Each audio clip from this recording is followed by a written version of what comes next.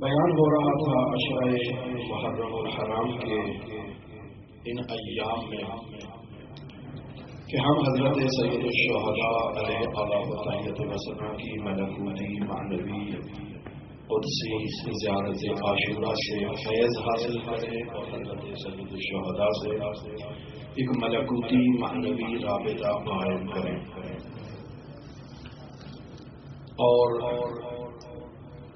بہت اچھا ہے کہ ہم حضرات اہل بیت علیہ السلام سے نقل شدہ موضوعات جو زیارات کی صورت میں ہیں، دعاؤں کی صورت میں انہیں باقاعدہ مجالس ادا کی زینت قرار دیا کریں اور ان موضوعات پر گفتگو کی جائے جو کہ ایک ذریعہ بنتا ہے کہ کلام معصوم کو لوگوں کے لیے کھول کر بیان کیا جائے تاکہ اس کی قراءت میں بہتر انداز میں ایک رابطہ قائم کر سکے۔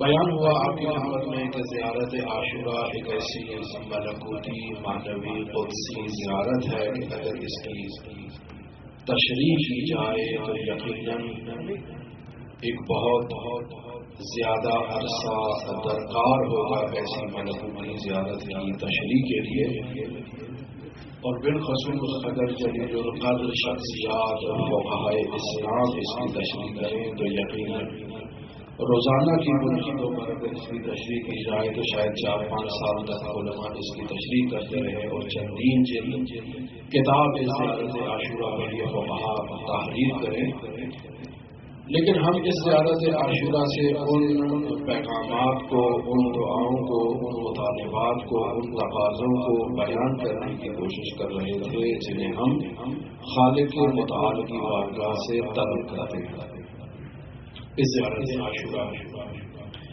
لہذا اگر انہی موضوعات کو دیکھا جائے تو یہ خود موضوعات ایک ایسے نورانی موضوعات ہیں کہ خود ان پہ آپ جیسے خطیب حضرات علماء کرام یہاں تشریف فرما ہیں، ہر موضوع پر آپ ایک اشرہ پڑھ سکتے ہیں، ایک تفصیلی گفتگو کر سکتے ہیں، عوام کو ہمارے پہ اہل بیت سے روشناس کروا سکتے ہیں۔ یہ 12 عناوین چونکہ میں نے صرف 12 عناوین نوٹ کیے تھے، یقیناً زیارت عاشورہ سے زیادہ عناوین استخراج ہو سکتے ہیں، نکالے جا سکتے ہیں اور ان پر گفتگو کی جا سکتی ہے۔ میں ان 12 عناوین کو بیان کرتا ہوں بطور مقدمہ، چونکہ کافی مجالس میں اس کا تذکرہ ہو چکا، آج صرف عناوین بیان کرتا ہوں اور آخری موضوع کی طرف آتا ہوں جو اس زیارت عاشورہ کا اختتام ہے۔ درود پڑھیں محمد صلی اللہ علیہ۔ تو سب سے پہلے ہم اس زیارت عاشورہ میں تقاضا کرتے ہیں کہ خداوند متعال ہمیں منتقم خون سید الشہداء کے ساتھ منتقم کر دے کہ جب سید الشہداء کی خونخواہی کا مطالبہ کیا جا رہا ہو، جب امام زمان کی وہ عالمی حکومت کی نہضت کا آغاز ہو اور ان ظالمین کو ان کے ظلم کی سزا اور جزا ان کو دی جا رہی ہو، تو ہماری دعا ہے کہ خالق متعال ہمیں بھی وہ طلب سار میں قرار دے۔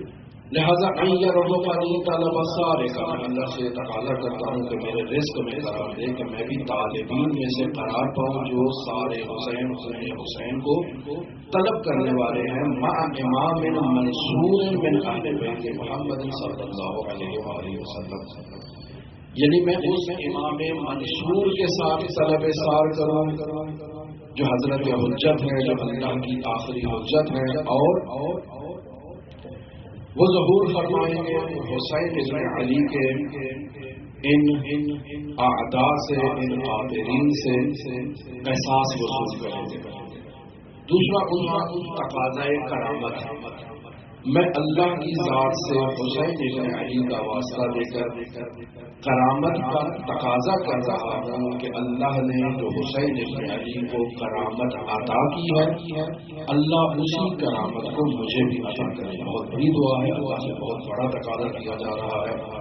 فَأَسْأَلُ اللَّهَ الَّذِي أَكْرَمَ مَقَامَكَ، میں اللہ سے تقاضا کرتا ہوں اس اللہ سے جس نے آپ اہل بیت کے مقام کو کرامت عطا کی ہے۔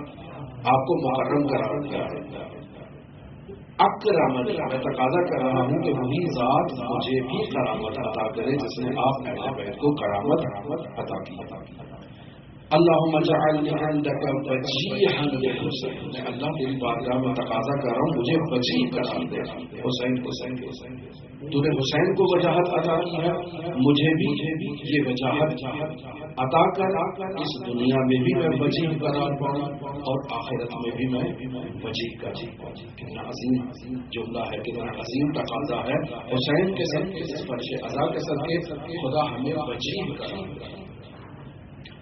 تیسرا تقاضا معیت کا ہے کہ ہم حسین ابن علی کے ساتھ ایک ایسی معیت اختیار کر لیں کہ ہمارا اور اس کے درمیان کبھی جو ہے وہ تفرقہ ایجاد نہ ہو، کبھی دوری ایجاد نہ ہو، کبھی فاصلہ ایجاد نہ ہو. ان یجعلنی معکم فی الدنیا والآخرہ، اے میرے پروردگار میں تقاضا کرتا ہوں مجھے اس دنیا میں بھی حسینی قرار دے، آخرت میں بھی حسینی محروم ہو. کیسا تقاضا ہے. اور پھر تقاضا کر رہا ہوں اللہ کی بارگاہ میں کہ میری زندگی کو محمد و آل محمد کی حیات کے مطابق قرار دے، اور میری موت کو محمد و آل محمد کی حیات کے مطابق قرار دے. میں بھی درجہ شہادت پاؤں ایسے ہی جنہی جن ہستیوں نے درجہ شہادت پایا. اللہم اجعل محیایا محیا محمد و آل محمد و مماتی ممات محمد و آل محمد. جیسی حیات اور جیسا طرز زندگی محمد و آل محمد کا تھا، ایسی حیات پروردگار مجھے بھی اس دنیا میں عطا کر. اور جیسی عالیشان رخصتی ان ہستیوں کی اس دنیا سے ہوئی ہے، پروردگار تیری اطاعت میں ایسی ہی رخصتی، ایسی ہی موت تو مجھے بھی عطا کر. اور پھر مقام محمود، مقام شفاعت کا تقاضا. وَأَسْأَلَهُ أَن يُبَلِّغَنِي الْمَقَامَ الْمَحْمُودَ لَكُمْ، وہ مقام محمود جو آپ کا اللہ کی بارگاہ میں ہے، وہ مقام عظمی شفاعت جو آپ لوگوں کو اللہ کی بارگاہ میں حاصل ہوا ہے. اے میرے پروردگار ان ہستیوں کے صدقے اس مقام کا میں بھی طالب اور تقاضا مند ہوں. اور پھر حضرات اہل بیت علیہ الصلوۃ والسلام کی مصیبت میں، حضرات اہل بیت علیہ الصلوۃ والسلام کے مصائب میں، وہ مصائب جو ان ہستیوں پر آئے، بطور خاص کربلا کے میدان میں آئے، اللہ کی بارگاہ سے تقاضا کرتا ہوں کہ مجھے بھی ان مصائب میں شریک حصہ دار قرار دے. یہ شراکت اور حصہ دار کب ہو سکتی ہے؟ جب اللہ کی بارگاہ میں شہدائے کربلا کو ان کے درجات عطا کیے جائیں گے. مجھے بھی مجھے درجات میں سے درجات عطا کیے جائیں گے. یا ابا عبداللہ لقد عظمت الرزیۃ، اے ابا عبداللہ آپ کی یہ مصیبت بہت ہی جان گداز تھی، بہت ہی تکلیف دہ آپ کی یہ مصیبت تھی. وجلت وعظمت المصیبت بک علینا، اور آپ ہی کے توسل سے یہ عظیم مصیبت ہمارے اوپر ہی آئی. وعلی جمیع اہل اسلام، اور صرف ہم پہ نہیں آئی، تمام اہل اسلام پر یہ مصیبت آئی ہے. وہ افراد جو اہل بیت سے سنخیت نہیں رکھتے، محبت نہیں رکھتے، خاص تعلق نہیں رکھتے، وہ درواقع محروم ہیں اہل بیت کی معرفت سے، وگرنہ اس مصیبت میں وہ بھی حصہ یعنی ان پر بھی یہ مصیبت آئی ہے. بطور کل انسانیت پر یہ مصیبت آئی ہے کہ انسان جس نے اللہ تک پہنچنا تھا، جس نے لقاء اللہ طے کرنا تھی، جس نے اس دنیا کے سفر کو طے کرتے ہوئے ملکوت تک پہنچنا تھا، حسین ابن علی کی شہادت کے نتیجے میں جو ظلم حسین ابن علی ہوا، جو حسین ابن علی کے مقاصد تھے کہ بشریت کو خدا تک پہنچا دیں، اس میں فاصلہ ایجاد کیا گیا، رکاوٹ ایجاد کی گئی، نہایت مظلومیت کے ساتھ سید الشہداء کو شہید کیا گیا، ان کے اہل بیت کو اسیر کیا گیا. بس یہ تمام مصائب جو آئے ہیں سید الشہداء کے ساتھ ایسا علیہ پر نہیں آئے. یعنی وہ مقام عظمیٰ جس تک ہم پہنچنا چاہتے تھے سید الشہداء کے تو خیر ہم اس پر نہیں پہنچ سکے. یعنی سید الشہداء ہمارا ہاتھ پکڑ کر اس مقام پر پہنچاتے، دین درواقع اس طرح سے احیاء ہوتا جیسے محمد مصطفیٰ نے احیاء کیا تھا. یعنی وہی ظلم جو امیر المؤمنین علی ابن ابی طالب پر رسول خدا کے بعد آیا کہ ان سے ان کے حق کو چھین لیا گیا، درواقع وہی حق سید الشہداء سے کربلا میں بھی چھین لیا گیا. پھر مصائب اہل بیت، جو اہل بیت پر مصیبتیں آئی ہیں، ان مصیبتوں کی ان کو تو جزا ملے گی، میں بھی اس جزا کا اللہ کی بارگاہ سے تقاضا کرتا ہوں، چونکہ بکا علینا میرے اوپر بھی وہ مصائب آئے ہیں اہل بیت کی بدولت۔ وَأَسْأَلُ اللَّهَ بِحَقِّكُمْ، میں اللہ سے آپ کا حق کا واسطہ دیتے ہوئے سوال کر رہا ہوں، وَبِالشَّأْنِ، اور آپ کی شأن کا واسطہ دے کر تقاضا کر رہا ہوں۔ کون سی شأن؟ الَّذِي لَكُمْ عِندَهُ، وہ شأن جو آپ کی اللہ کی بارگاہ ہے، بس آپ کے حق کا بھی واسطہ ہے، اللہ کے نزدیک جو آپ کی شان ہے، جو مقام ہے، جو منزلت ہے، جو رتبہ ہے، اس کا بھی واسطہ قرار دے کے کہتا ہوں، ان یؤتینی بمصابی بکم افضل ما یؤتی مصابا بمصیبت، کہ آپ کی مصیبت سے جو جزا مل رہی ہے آپ حسینوں کو، اس میں سے افضل جزا مجھے بھی عطا کرتا۔ بس ایسے علماء نہیں کہتے کہ اس زیارت عاشورہ کو ہر روز قرار کیا جائے، ہر روز اس کا تکرار کیا جائے۔ ایک طرف تو دنیاوی مشکلات کا خاتمہ، دنیاوی مسائل کا خاتمہ، انسان کی پریشانیوں کا خاتمہ، انسان کی حاجت کی قبولیت اللہ کی بارگاہ میں، یہ سب مسائل جدا ہیں۔ انسان ان مسائل کے لیے بھی اگر چلے کرتا ہے، زیارت عاشورہ کی قرآن کرتا ہے اللہ کی بارگاہ سے، وہ حاجات پورا ہوتی ہیں۔ لیکن یہ عظیم الشان شروع جو اس زیارت عاشورہ سے حاصل ہو رہے ہیں، یہ عظیم الشان پیغامات جو اس زیارت عاشورہ سے حاصل ہو رہے ہیں، اصل مقصد یہ ہے کہ ہم روزانہ اس زیارت کی قراءت کے نتیجے میں ان عالی اقدار، عالی معانی سے انس اختیار کریں اور سید الشہداء سے ہمارا رابطہ مضبوط ہو۔ بس ہم اپنی دنیاوی ضروریات کے لیے صرف ان زیارات کی قراءت نہیں کرتے ہیں، بلکہ اس سے وہ رابطہ جو ظاہر اور حضور کا قائم ہونا ہے، جو معیت ہونی ہے، جو حسینیت انسان نے اختیار کرنا ہے، در واقع ان زیارات کا بنیادی فلسفہ یہ ہے کہ علماء کہتے ہیں ہر روز زیارت عاشورہ کو اپنا وسیلہ کرانا ہے۔ وگرنہ آپ دیکھیں شفاء الصدور میں جو باقاعدہ انہوں نے فی شرح زیارت عاشور، جو علماء باقاعدگی کے ساتھ زیارت عاشورہ کو اپنا وظیفہ اور وسیلہ قرار دیتے ہیں، ان کے اس طرز عمل سے جو ان کو عطا ہوئی، جو نتائج ہوئے، اس کتاب میں انہوں نے تحریر کی ہے۔ اور بھی متعدد ایسی کتابیں ہیں، ایسے معانی ہیں، ایسی چیزیں ہیں جو علماء کی زبان سے چھلک کر ہم تک پہنچی ہیں، وگرنہ اکثر فضائل تو مکتوب رہتے ہیں۔ علماء جو اس زیارت سے آثار تک پہنچے ہیں، جن نتائج تک پہنچے ہیں، ان کو مکتوب کیا کرتے ہیں، جو پایا کرتے ہیں۔ یہ بات چھلک کر ہم تک پہنچے کہ کسی طرح سے لوگوں کو بھی یہ باتیں پہنچ جائیں، وگرنہ بہت ساری چیزیں اثرات کے طور پر علماء کے سینے میں موجود ہیں۔ بس محبت اور دوستی کا معیار اس زیارت عاشورہ میں بیان کیا گیا ہے۔ انی سلم لمن صالحکم وحرب لمن حاربکم وولی لمن والاکم وعدو لمن عاداکم، یہ عظیم طرز زیارت عاشورہ ہے۔ معیار محبت اور معیار دوستی اور معیار بغض و عداوت اہل بیت کے ہیں۔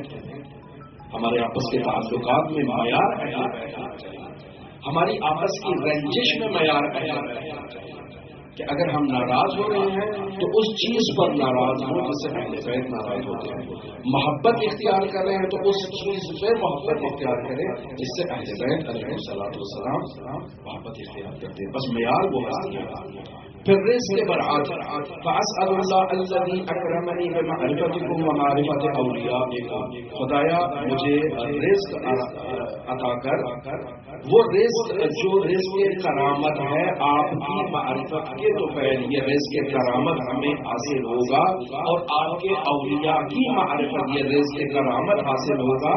وَأَن يُثَبِّتَ لِي عِندَكُمْ قَدَمَ صِدْقٍ فِي الدُّنْيَا وَالْآخِرَةِ، یعنی ہمیں آپ کے توسط سے اس دنیا میں ثابت قدم اور ثبات عطا کرنا۔ یہ ثابت قدم والی تصویر جو ہے وہ آرزو ہے، تصویر تقاضا ہے جو ہم حضرات اہل بیت سے تقاضا کر رہے ہیں۔ اور پھر مقام ایثار میں بھی ابھی انتم و کہ وہ چیز جو میری وجود اور میری ہستی کی اساس ہے، میں اس کو آپ کی قدموں میں نچھاور کرنے کے لیے تیار ہوں اور حاصل ہوں۔ ابھی انتم یعنی میرے ماں باپ آپ کو پڑھ جائے جو میری ہستی کی اساس ہے، بنیاد ہے، میرے مؤمن ہونے کی بنیاد ہے، میرے اس دنیا میں آنے کی بنیاد ہے، جو میرے محاسن اخلاقی اور رضائل اخلاقی میں بنیاد بن سکتے ہیں، میں ان کو آپ کی ذات پہ قربان کرواؤں۔ اور پھر حسین ابن علی کے ذریعے اللہ کے تقرب کا مقام جو مقام قربت اللہ ہے 12 نمبر پر ہم نے اس کو بیان کیا تھا، یا ابا عبداللہ انی اتقرب الی اللہ، اے ابا عبداللہ میں اللہ کا تقرب آپ کے توفیل حاصل کر رہا ہوں، وَإِلَى رسول اور اللہ کے رسول کا تقرب بھی حاصل کر رہا ہوں، یا ابا عبداللہ آپ کے توفیل، وَإِلَى أَمِيرِ الْمُؤْمِنِينَ وَإِلَى خَاتِمِ الصَّالِحِينَ۔ اے حسین ابن علی آپ کی ذات ہوا کہ اگر مجھے اللہ کا قرب چاہیے تو آپ کے تو فیض ملے گا، اگر مجھے رسول خدا کا قرب چاہیے تو آپ کے تو فیض ملے گا، اگر مجھے علی و بطول کا قرب چاہیے تو اے ابا عبداللہ آپ ہی کے تو فیض یہ قرب حاصل ہو سکتا ہے، وگرنہ یہ قرب ہرگز حاصل نہیں ہوگا کہ اگر میں آپ کے قریب نہیں ہوا تو کسی کے قریب نہیں۔ یعنی اس کے مفہوم مخالف تو یہی ہوگا نا کہ اگر مجھے اہل بیت کا قرب نصیب نہیں ہوا، یعنی ابا عبداللہ کا قرب نصیب نہیں ہوا تو اللہ کا نہیں ہوا، رسول کا نہیں ہوا، علی مرتضیٰ کا نہیں ہوا، فاطمہ زہرا کا قرب مجھے نصیب نہیں ہوا۔ کس طرح عظیم یہ 12 تقاضے ہم نے نوٹ کیے، البتہ بیان کیا کہ اور بھی ہیں جو آپ استخراج کر سکتے ہیں، نکال سکتے ہیں، اور ان پر کئی اشرے پڑھ سکتے ہیں، کئی مجالس پڑھ سکتے ہیں، ان پہ گفتگو کر سکتے ہیں، اور اس زیارت کے ان عالی مقامین کو معاشرے تک منتقل کر سکتے ہیں۔ بس مقصد یہ تھا کہ اس چیز کی طرف ہم اپنی ایک توجہ تو کریں، اگر توجہ کریں گے تو اس طرف جو ہے وہ ہمیں ملے گا۔ اور یہ صرف زیارت عاشورہ ہے، آپ دیکھیں زیارت ناحیہ کو دیکھ لیں، اب زیارت آل یاسین کو دیکھ لیں، اب زیارت امین اللہ کو دیکھ لیں، کیا کیا رابطے ہیں، زیارت رجبیہ کو دیکھ لیں، کیا کیا رابطے کے ذرائع ہیں۔ اور ان زیارات کو، ان دعاؤں کو جنہیں ہم ہر روز رمائے مطہر میں پڑھتے ہیں، اگر انہیں عوام کے ساتھ لوگوں کے سامنے ممبر پر بیان نہیں کریں گے تو واقعی ایک عظیم ذخیرہ جو ہے وہ اس سے ہم خود بھی محروم ہیں اور دوسرے بھی جو ہے وہ محروم ہیں۔ بس ان پہ گفتگو ہونی چاہیے، ان معارف کو بیان ہونا چاہیے، اور ہمیں ایک وسیلہ، ایک موقع ملا کہ ہم نے ان 10 دنوں میں کوشش کی کہ ہم ان مطالب کو بیان کریں۔ آج 12ویں مجلس ہے۔ آخر زیارت عاشورہ میں ایک سجدہ ہے کہ جب آپ اللہ سے یہ تمام تقاضے کر لیتے ہیں جو زیارت عاشورہ میں انسان ظاہر میں اللہ کی بارگاہ میں پیش کرنے ہیں، تو در واقع وہ سجدہ نچوڑ اللہ کی بارگاہ، سجدہ شکر اللہ کی بارگاہ۔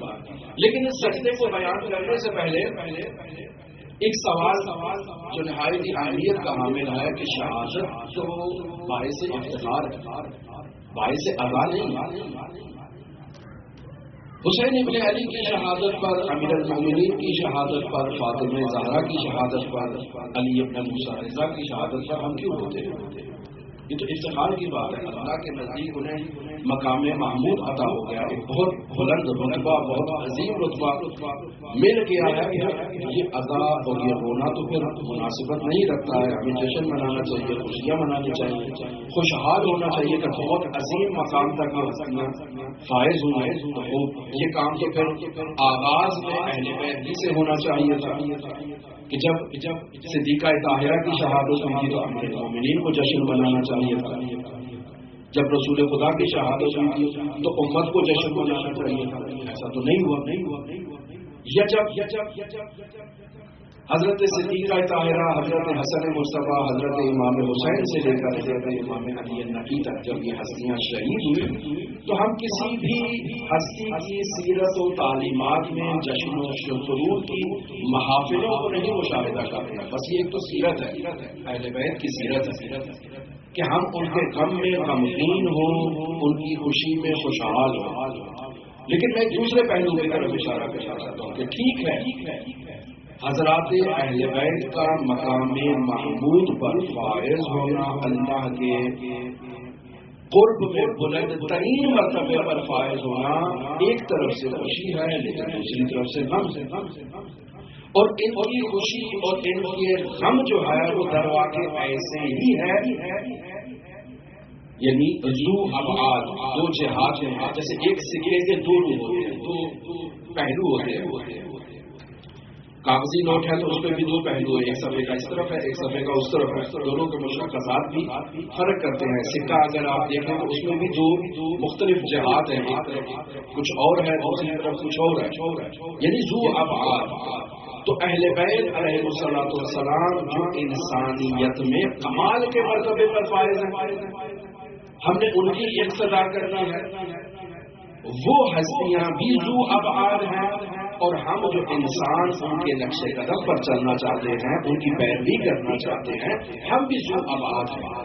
یہ آغاز مجالس اعلیٰ میں بیان ہوا ہے کہ انسان ذو ابعاد ہے، ایک اس کا پہلو، ایک اس کا بود، یہ اس کا جسم ہے، ایک اس کا پہلو، اس کا بود، اس کے نفس ناطقہ، اس کی روح۔ انسان کی حقیقت کیا ہے؟ انسان کی حقیقت اس کی روح ہے، جو اس جسم کی تصویر کر رہی ہے، مینجمنٹ کر رہی ہے، مدیریت کر رہی ہے۔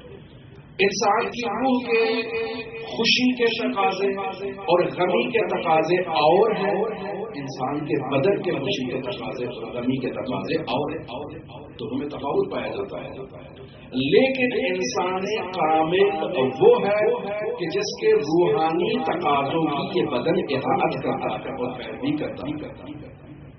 بس اگر انسان کی روح خوشحال ہے تو انسان کا بدن بھی خوشحال ہوگا، اگر انسان کی روح غمگین ہے تو انسان کا بدن بھی غمگین ہوگا، ہونا تو ایسے ہی چاہیے۔ لیکن انسان کامل جب صبر کرتا ہے خداوند متعال کی جانب اور کمال پر فائز ہوتا ہے، تو وہاں ایک ایسا مرحلہ انسان کامل پر آتا ہے کہ جب انسان کامل ان دونوں ابعاد کے سینٹر میں اور وسط میں موجود ہے۔ اب ایک ایسے مرحلے پر انسان کامل پر جس پہلو کا غلبہ ہوگا، اس کے بدن سے اسی آثار کو آپ مشاہدہ کریں گے۔ اگر اس پر عالم ناسوت کا غلبہ ہے تو بدن سے ناسوتی آثار نمایاں، اگر ملکوت کا غلبہ ہے تو ملکوتی آثار وہاں سے دکھائی دیں گے اور نمایاں۔ لیکن جب انسان ایک طرف ڈھل جاتا ہے عالم ملکوت کی طرف، تب اس کے بدن سے ملکوتی آثار نمایاں ہوں گے، اور جب ملکوت سے دوبارہ ناسوت کی طرف آتا ہے تو پھر اس کے ناسوتی غلبہ دوبارہ آ جاتا ہے۔ تو انسان کامل جو مقام محمود، مقام عظمی شفاعت پر فائز ہو جائے اور وہاں سے دوبارہ اس ناسوتی بدن کی طرف رجوع کرتا ہے، تو انسان کے وجود سے اس بدن کے آثار ہی زیادہ غلبہ رکھتے ہیں۔ تو یہی غم کی کیفیات، چونکہ وہ حقیقت انسان کامل کی ہمارے جو سلوکی سفر ہے اس میں یہ اتار چڑھاؤ بطور کامل دکھائی دیتا ہے۔ حضرات اہل بیت جو انسان کامل کا مظہر ہے، وہ جب اس دنیا کے عوالم کے ساتھ روبرو ہوتے ہیں تو انہیں معلوم نہیں ہوتا کہ میرے ساتھ کیا ہو رہا ہے، پیچھے والے کمرے میں کیا ہو رہا ہے۔ تو لوگ کہتے ہیں کہ انہیں تو غیب کا علم ہی نہیں ہے، اور اگر اس ناسوتی موت کی طرف متوجہ ہوتے ہیں تو کہتے ہیں کہ انہیں تو سارا کچھ علم ہے، ماکان ما یکون ما ہوا قائم کا انہی کے پاس علم ہے۔ تو بس یہ دو ابعاد کی طرف توجہ ہے، جب توجہ ہوتی ہے اس طرف تو تمام چیزوں کا علم ہوتا ہے، مگر نہ کہتے ہیں کہ کدھر ہے وہ قدیم جو سے میں ڈھونڈ رہا ہوں مل نہیں رہی ہے، اس کو ڈھونڈ کے بتاؤ کدھر ہے۔ یہ تفاوت ہے۔ اسی طرح غم کے آثار کا بھی انسان کے اس بدن کے اوپر ایسے ہی اثر ہوتا ہے کہ انسان جب اس انسان کامل سے، اس عالم ملکوت سے جب انسان متوجہ ہوتا ہے اس عالم ناسوت کی طرف، تو عالم ناسوت کے آثار کو ظاہر کرتا ہے، ہوتا ہے، پین کرتا ہے، جسم میں درد محسوس ہوتی ہے۔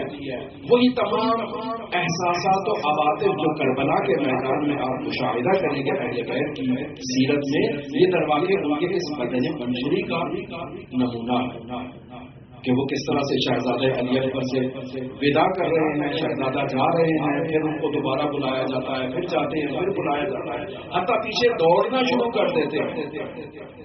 تو یہاں وہ لوگ جو ان دو ابعاد کی طرف توجہ نہیں رکھتے ہیں، جو انسان کامل کی ان کیفیات کی طرف متوجہ نہیں ہے، وہ کہیں گے کہ یہ کیسا بنا؟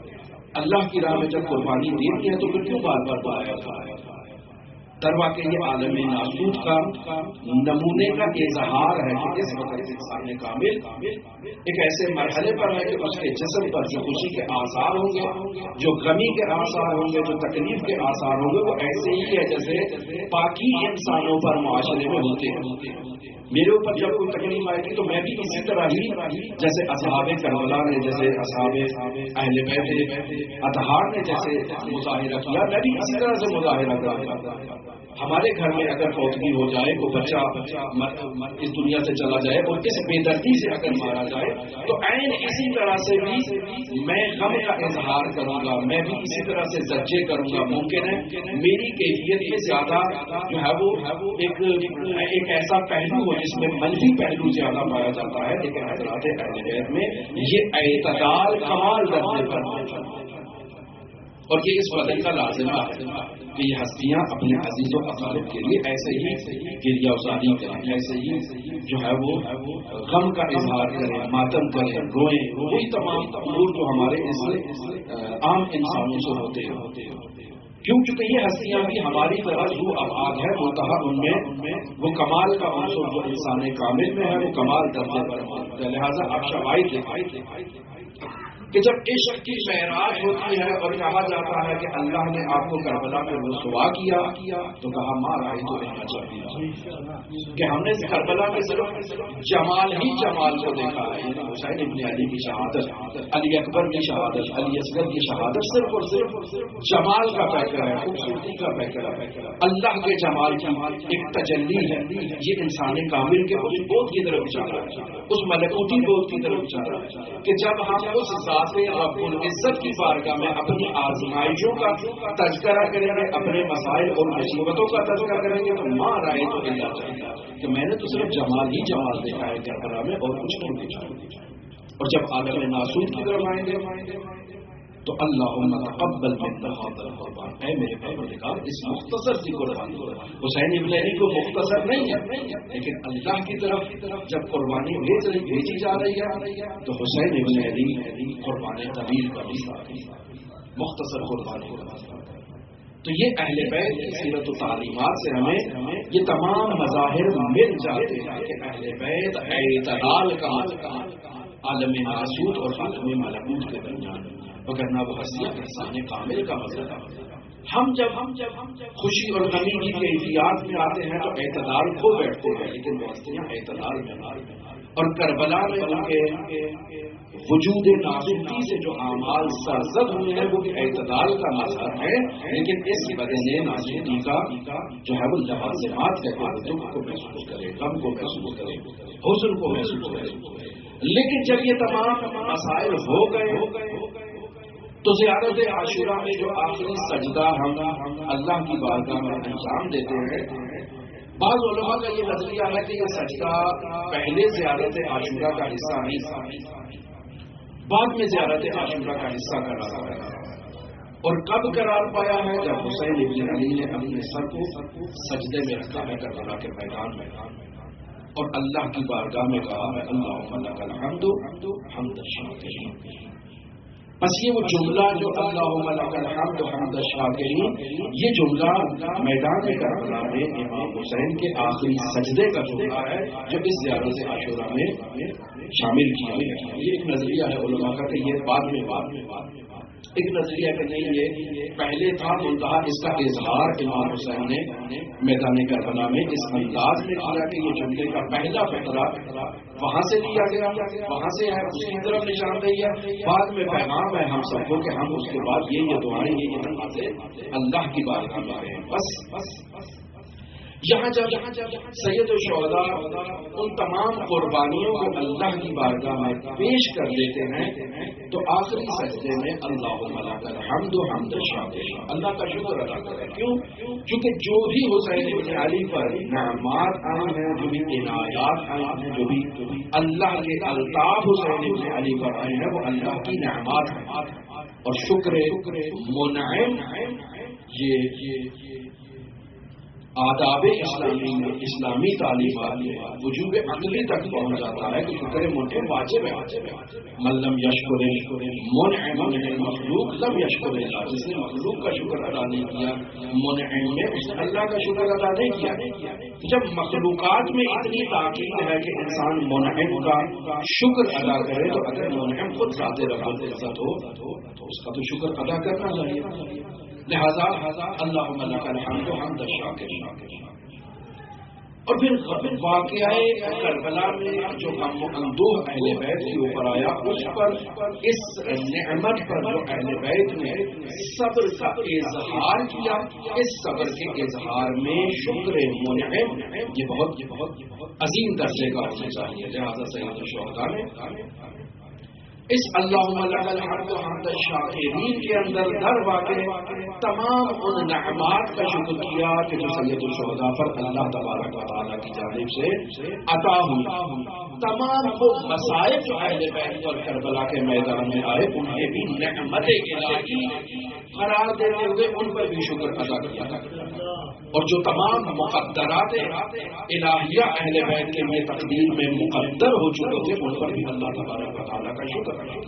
اور پھر جو یہ صبر کرنے کی ایک عنایت اللہ تبارک و تعالیٰ کی جانب سے اہل بیت کو عطا ہوئی ہے، اس عطا پر بھی شکر ہونا چاہیے۔ لہذا ان تمام کا مجموعہ اللہم لک الحمد حمد الشاکرین کی صورت میں ہے۔ پھر اس کے بعد یہاں سے جملہ ہمارے لیے ہے لکا علی مصابی، جو مصائب اہل بیت کی طرف سے آئے ہیں، ان کی ہستیوں پر آئے ہیں، ان مصائب پر ہم اے میرے پروردگار تیرا شکر ادا کرتے ہیں۔ الحمدللہ علی عظیم رزق، اے میرے پروردگار یہ جو عظیم جان گداز مصیبت آئی ہے، اس عظیم رزیت پر ہم تیرا شکر ادا کرتے ہیں۔ پھر اس کے بعد اللہ اللہ شفاعت حسین یوم العود، اے میرے پروردگار میں تیری ہستی میں ان تمام عنایات، اور تو یہ 12 تقاضے جو ہم لوگ کر رہے ہیں، ان 12 تقاضوں پر ہم شکریہ ادا کر رہے ہیں۔ پھر حسین ابن علی کے مصائب پر جو ہم روتے ہیں، اداکاری کرتے ہیں، اور وہ مصائب بھی ہم تک پہنچے ہیں، ان پر شکریہ ادا کرتے ہیں۔ اور پھر اس کے بعد اللہ کی بارگاہ میں حسین ابن علی کو واسطہ قرار دیتے ہوئے اللہ سے تقاضا کر رہے ہیں کہ ہمیں حسین کی شفاعت عطا فرما یوم الورود۔ یہ یوم الورود کیا؟ یہاں علماء نے دو تعبیرات نقل کی۔ یوم الورود سے مراد انسان کی قبر، جب انسان کو لحد میں اتارا جائے گا تو اللہ سے تقاضا کر رہا ہے کہ یوم الورود مجھے حسین کی شفاعت عطا فرما، یہ قبر میں مجھے اتار دیا گیا ہے، حسین ابن علی کو بھیج، وہ میری شفاعت۔ یہ وہ مقام ہے جہاں امام رضا بھی شفاعت کے لیے آئے۔ پس انسان کا قبر میں اتارا جانا یوم ورود کا ایک مصداق ہے۔ دوسرا یوم ورود کا مصداق وہ ہے کہ جب صحرا کا وہ محشر ہوگا اور پورے صراط سے عبور کیا جا رہا ہوگا اور لوگ اس پورے صراط سے گزر نہیں سکیں گے، تو وہاں حسین کی شفاعت کی ضرورت ہے۔ وہاں حسین کا عزادار حسین کے غم میں غمگین عزادار بہت سرعت سے گزر سکتا ہے۔ لہذا یوم ورود سے مراد وہ ہے، اگر وہ لے تو بھی ٹھیک ہے، یہ لے تو بھی ٹھیک ہے، دونوں لے تو بھی ٹھیک ہے۔ پھر اس کے بعد خداوند متعال سے تقاضا کیا جا رہا ہے فَثَبِّتْنِی قَدَمَ صِدْقٍ عِندَکَ، اے میرے پروردگار مجھے ثابت قدم قرار مع الحسین و اصحاب حسین، حسین اور ان کے اصحاب کے ساتھ مجھے ثابت قدم قرار دینا۔ اپنی زندگی کے کسی لمحے میں حسین ابن علی سے متزلزل نہ ہوں، حسین ابن علی کے بارے میں، ان کی تعلیمات کے بارے میں، ان کے مسائل کے بارے میں، ان کی نہضت کے بارے میں کبھی بھی میرے دل میں ذرہ بھر بھی تردید ایجاد نہ ہو۔ اور آخر میں کون؟ الذین بذلوا وحجہم، جنہوں نے اپنے دل کو، وہ اصحاب جنہوں نے اپنے دل کے اپنے مہجہ کو قربان کر دیا دون الحسین، حسین ابن علی کے طریقے۔ تو یہ تقاضے ہیں جو ایک عزادار حسین ابن علی کی اس زیارت کے بعد اللہ کی بارگاہ میں سجدے میں اپنی پیشانی کو سجدے میں رکھتے ہیں، اللہ کا شکر کر رہا ہے اور اللہ سے تقاضے کر رہا ہے. لہذا زیارت عاشورہ کے اہم عمدہ مطالب ہم نے بیان کر رہے ہیں. تو اب اس زیارت عاشورہ میں انسان پر جو مصیبت آئی ہے، جو تکلیف آئی ہے حسین ابن علی کے بدولت، انسان اس پر غمگین ہے، عزادار ہے. کیوں؟ کیونکہ حسین ابن علی کا غم اس طرح پہنچا نہیں معلوم.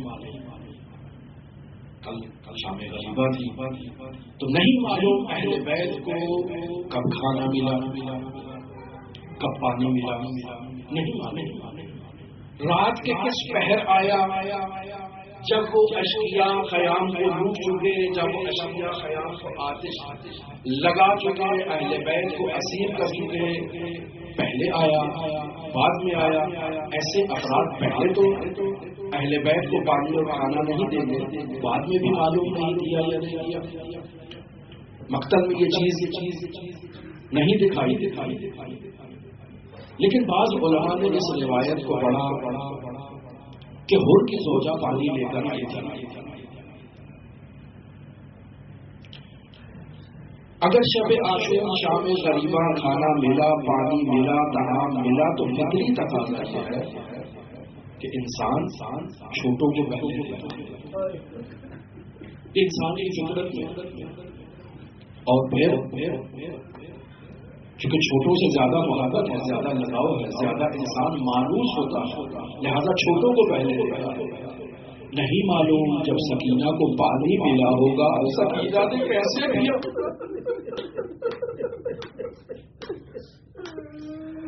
یقیناً کہا ہوگا اصغر ابھی پیاسے ہیں.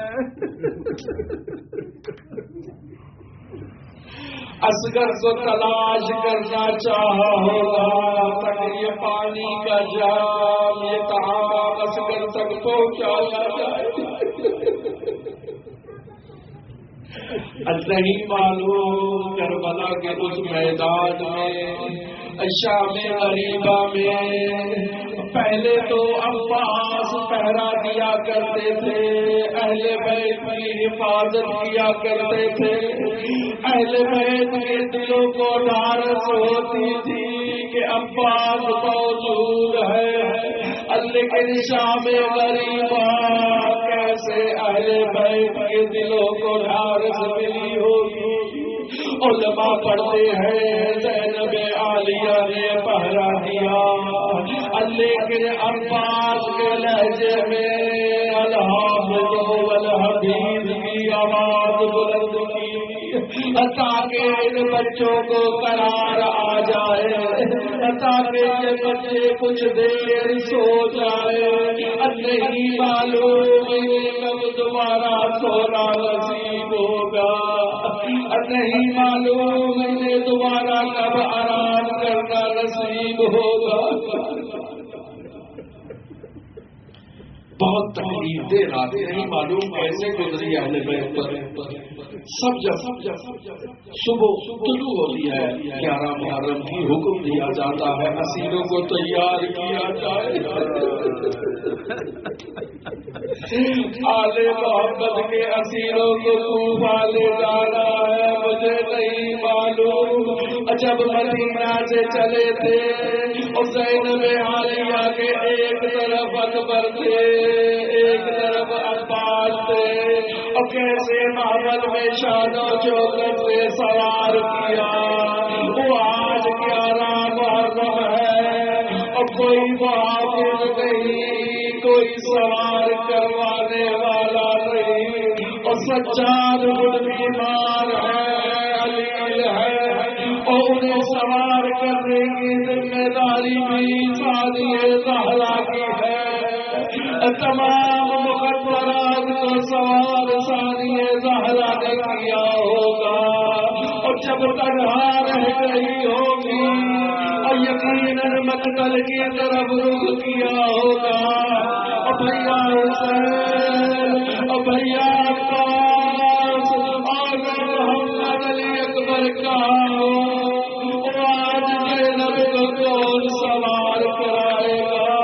نہیں معلوم کن سختیوں سے سوار ہوئی عالیہ، لیکن جب عمر سعد نے حکم دیا کہ ان اسرا کے کاروان کو شہداء کربلا کے درمیان سے گزارا جائے، اور وہ انصار اور جو بے مور و کفن سرزمین کربلا پر موجود ہے اور تقدیر ہے، اس کربلا کے میدان سے اہل بیت کو عبور دینا ہے۔ اور جب حضرت سجاد اس کربلا کے میدان سے عبور دیے گئے اور چہرے کا رنگ متغیر ہوا، موت کے آثار نمودار ہوئے، اتنی مشکل سے سوار ہونے والی سادی زہرا نے خود کو منہ کے بل دوبارہ نیچے گرا دیا تاکہ سجاد کی توجہ حاصل کر سکے۔ اب نہیں معلوم بی بی کیسے پہنچی، بھیا حسین کے پاس پہنچی، صلی اللہ علیہ ملائکۃ السماء، اللہ رسول آسمان کے فرشتوں کا آپ پر سلام، آقا حسین مرمل بالدماء، اللہ یہ حسین ہے اور جو اپنے خون میں ملکان ہے، اور نانا اس کا امامہ چھین لیا، اور نانا اس کی رضا چھین لی، اور نانا بے غور و کفن تپتے سرزمین کربلا میں موجود ہے، اور یقیناً سازی زہرا نے اپنی حسرت کا اظہار کیا ہوگا، بھیا حسین اب مجھ سے چادر چھین لی گئی، اب اگر نہ آپ کو قبر ضرور دیتی، اور بھیا حسین ہاتھ بند ہے، اور مگر نہ آپ کو قبر ضرور کرتی، اور بھائی میری مجبوری ہے، اور نہیں معلوم اور یہ قافلہ کیسے نکلا اور کوفے تک کیسے پہنچا، نقل کیا جاتا ہے امام سجاد نہیں تھے، اور بار بار اس سواری سے نیچے گر جاتے تھے، اللہ نے حکم دیا اور سجاد کے قدموں کو اونٹ کے پیٹ کے ساتھ باندھ دیا جائے تاکہ سجاد نیچے نہ گر سکے۔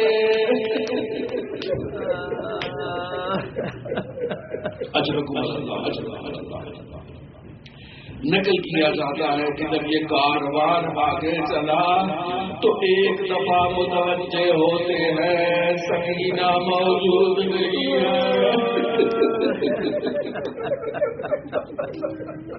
کاروان کو رکوایا جاتا ہے کہ بچی موجود نہیں ہے اور بچی کو تلاش کیا جائے۔ عمر سعد کاروان کو روکتا ہے، بچی کو تلاش کرنے کے لیے جاتا ہے اور نہ جانے کیسے بچی پر ظلم کرتے ہوئے لایا ہوگا، اور جب یہ کاروان کوفہ کے پاس پہنچتا ہے تو کوفہ کے باہر روک دیا جاتا ہے کہ ایک دن اس کاروان کو روکا جائے، ہم نے شہر کو سجانا ہے، کوفے میں جشن کا ماحول برپا کرنا ہے، عزیزو یہ وہی کوفہ ہے۔ اور جب ثانیہ زہرا پہلے آئی تو علی نے کوفے کی گلیوں کو خالی کروایا تھا اور رات کو بیٹی کو کوفہ میں لائے تھے کسی نامحرم کی نظر نہ پڑے۔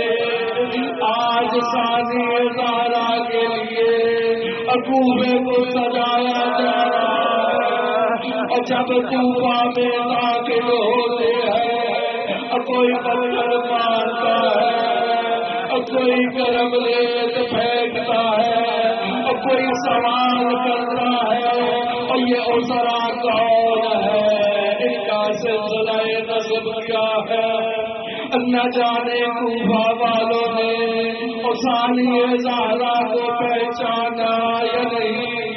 ایک وقت وہ تھا جب علی نے کوفہ کی عورتوں کے سامنے چراغ دکھا کر ثانی زہرا کا تعارف کرایا۔ اے کوفہ کی عورتوں پہچان لو یہ زینب ہے، کل کو نہ کہنا اور رات کی تاریکی میں ہم نے زینب کا چہرہ نہ دیکھا، اور جب رانی زہرا کوفہ آئے تو اس کا احترام کرنا۔ اور ثانی زہرا کا یہ کارواں ابن زیاد کے دربار میں آتا ہے، اول عین اپنے تخت پر بیٹھا ہے اور ایک چھڑی اس کے ہاتھ میں ہے اور قدموں پر تشت میں رکھا حسین کا سر ہے، اور وہ چھڑی سے سر کی بے حرمتی کرتا ہے، سر کی توہین کرتا ہے۔ ثانی زہرا جو ایک عظیم وجاہت اور جلال کے میدان میں آئی، اللہ دیکھ کے کہتا ہے امن حاضر متکبرا، تکبر کے ساتھ میرے دربار میں آنے والی اور یہ مقدرہ کون ہے، اور تعارف کروایا جاتا ہے اور یہ حسین کی بہن زینب ہے۔ اب زینب کو مخاطب قرار دیتا ہے اور زینب عالیہ دفاع کرتی ہے اور لعن کرتی ہے ان قاتلوں پر اور جنہوں نے حسین کو شہید کیا۔ یہاں ایک صحابی ہے جس کا نام عبداللہ بن عفیف ازدی غامدی بتایا جاتا ہے اور یہ آنکھوں سے اندھا ہے، ایک آنکھ جبل میں علی کی راہ میں قربان کرتی اور دوسری آنکھ صفین میں علی کی راہ میں قربان کرتی۔ اب اس کا تمام وقت مسجد میں گزرتا تھا اور جب اس نے زینب کی آواز سنی اور کہتا ہے میں نے تو سنا تھا علی شہید ہو گئے، اور یہ آج علی کے لہجے میں بولنے والی کون ہے، اور بتایا جاتا ہے اسرا کا کاروان آیا ہے، اس میں ایک بیوی بول رہی ہے، تعارف کروایا جاتا ہے اور وہ علی کی بیٹی ہے، علی کا نام سنتا تھا۔ یہ مومن کھڑا ہوا اس ابن زیاد کو مخاطب قرار دیا، ابن زیاد اور تجھے شرم نہ آئی، آل رسول کو اسیر کر دیا، حسین کو شہید کر دیا۔ اس عبداللہ عفیف کے قیام سے لوگوں نے رونا شروع کر دیا۔ ابن زیاد نے کہا عبداللہ کو گرفتار کر دو، ازدی قبیلہ آگے بڑھا، عبداللہ کا دماغ دیا، اللہ یوم گیا حسین آج ازدی قبیلہ عبداللہ کے دماغ میں کھڑا ہے، حسین تیری بہن درباروں میں بازاروں میں قسم بستا ہے، کوئی قبیلہ دفاع کے لیے کھڑا نہیں ہوتا، کوئی سچائی کی پشتوانی نہیں کرتا، کوئی مقدرات عصمت و طہارت کو چادر نہیں دیتا۔ الا لعنت اللہ علی قوم الظالمین۔